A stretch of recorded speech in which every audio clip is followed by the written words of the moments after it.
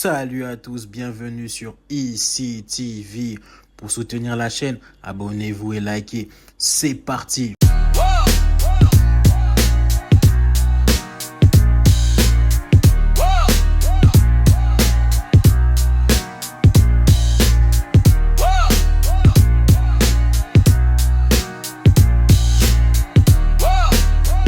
Chronologie de l'histoire de Kisangani. Avant 1880, période précoloniale, le territoire actuel de Kisangani est alors principalement occupé par des populations bantoues locales, parmi lesquelles les Wagenya, habitués depuis longtemps aux chutes de Boyoma. Ceux-ci pêchent abondamment dans les rapides grâce à des installations artisanales, paniers emboîtés dans le courant, échangeant poissons, poteries et objets divers au sein d'un réseau commercial local. Les études historiques suggèrent que, hormis la zone des chutes très active sous les Wagenya, la région était jusque-là peu peuplée. 1877, l'explorateur britannique Henry Morton Stanley atteint les chutes de Boyoma, alors appelées Stanley Falls, en explorant le fleuve Congo. Il décrit une pêche abondante, environ 1000 poissons par jour, et note la maîtrise des Wagenya sur ces lieux. 1er décembre 1883. Stanley revient dans la région pour y établir le premier poste de commerce européen, baptisé Falls Station, et situé sur l'île Wanarusari, près du site actuel de Kisangani. Cette station, placée sous l'autorité de l'ingénieur Adrian Bini pour le compte de l'État indépendant du Congo, le domaine personnel du roi Léopold II, devient le noyau de la future ville de Stanleyville. 15 juillet 1898.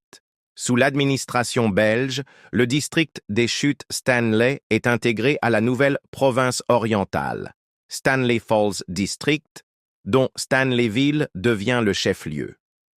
Cette dénomination administrative officialise le rôle central de Stanleyville pour l'est du Congo belge. Fin 19e à 20e siècle, colonisation belge, Stanleyville prospère comme plaque tournante du commerce fluvial.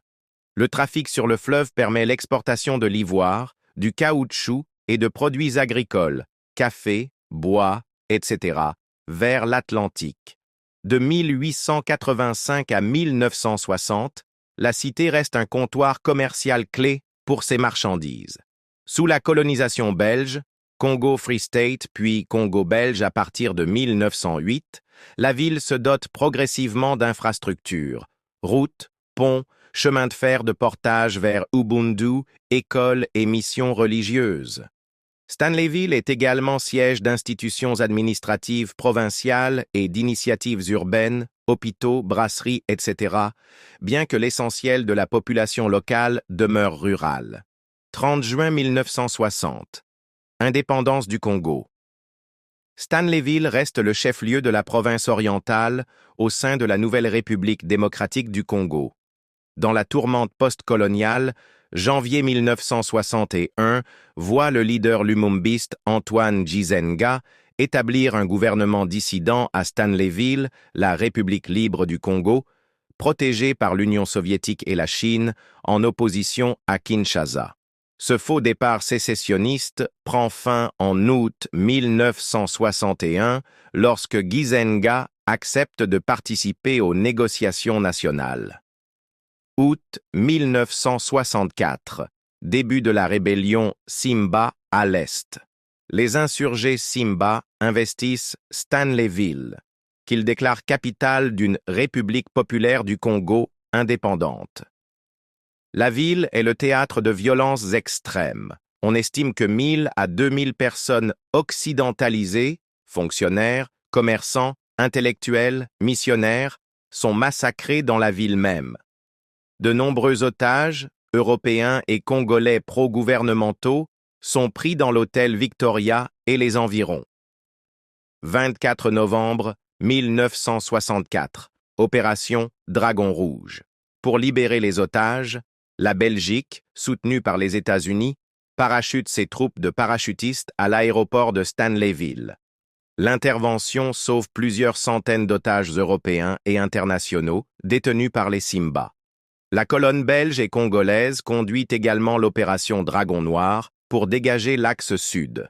Le combat se solde par la reprise de Stanleyville par l'armée congolaise et ses alliés, bien que les autorités estiment que 24 otages sont tués pendant l'opération. Cet épisode marque un tournant dans la crise, mais la région reste instable jusqu'en 1965. 3 mai 1966. Le général Mobutu Sese Seko prend le pouvoir et lance la politique de authenticité.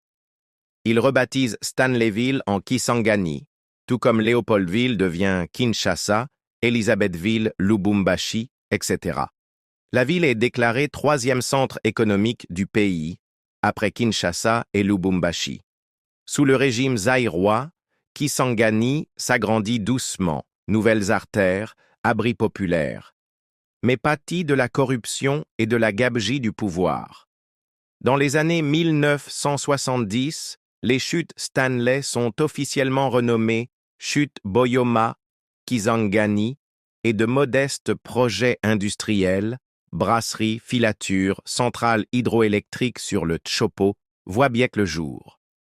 La première université de la région est inaugurée en 1963, devenue Université de Kisangani en 1981.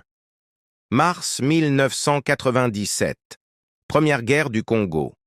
L'Alliance des forces démocratiques pour la libération du Congo, AFDL, de Laurent-Désiré Kabila, appuyée militairement par le Rwanda et l'Ouganda, marche vers l'ouest pour renverser Mobutu. Du 1er au 10 mars, la bataille de Kisangani oppose l'AFDL aux forces régulières zaïroises, FAZ, loyales à Mobutu. Les rebelles investissent finalement la ville, forçant la fuite des soldats mobutistes. La prise de Kisangani ouvre la route vers Kinshasa et conduit à l'effondrement du régime de Mobutu en mai 1997, août 1999 et mai-juin 2000, Seconde guerre du Congo. Alors que le président Kabila, le fils de Laurent, se retourne contre ses alliés rwandais et ougandais, les anciennes forces alliées s'affrontent à Kisangani. En août 1999, puis en juin 2000, les guerres des 6 jours, l'armée rwandaise et l'armée ougandaise se livrent des combats urbains féroces pour le contrôle de la ville. La population locale est prise entre les deux et subit d'importantes pertes. Les estimations font état de plusieurs centaines, voire plus de 1000, de morts civiles au total, et un quart de la ville est détruit, cathédrale incendiée, quartier ravagé. Ces événements déclenchent une enquête onusienne dénonçant des crimes de guerre commis par les deux armées. Mai 2002. Un massacre de civils, environ 160 victimes, est perpétré à Kisangani, attribué à des militaires fidèles au général Laurent Nkunda. En octobre 2002, un accord de paix, accord de Pretoria, met officiellement fin aux hostilités entre belligérants. Kisangani, ainsi que le reste de la province orientale, reste sous contrôle des forces rwandaises jusqu'en 2003, avant le déploiement complet de l'ONU, MONUC, puis MONUSCO. 2003 à 2014, reconstruction et stabilisation. La paix revenue, l'État congolais et les partenaires internationaux lancent des projets de redressement. Les opérations de démobilisation et de désarmement, DDR, permettent de réduire la présence d'anciens combattants en ville. Des programmes massifs de déminage sont engagés. Par exemple, l'aéroport de Kisangani, fortement pollué par des mines et des restes explosifs de guerre, est quasiment déminé durant cette période. L'aide étrangère finance la réfection des infrastructures routières, la rénovation des écoles et hôpitaux et des projets de développement local, santé, électricité, eau potable. La vie politique locale reprend. En 2006, la première élection présidentielle démocratique a lieu, établissant un gouvernement civil à Kinshasa. 2015, entrée en vigueur de la réforme territoriale. La province orientale est divisée en 4 provinces, Basuele, Haut-Uele, Ituri et Tshopo, conformément à la Constitution de 2006. Kisangani devient la capitale de la nouvelle province du Tshopo, renforçant son statut administratif.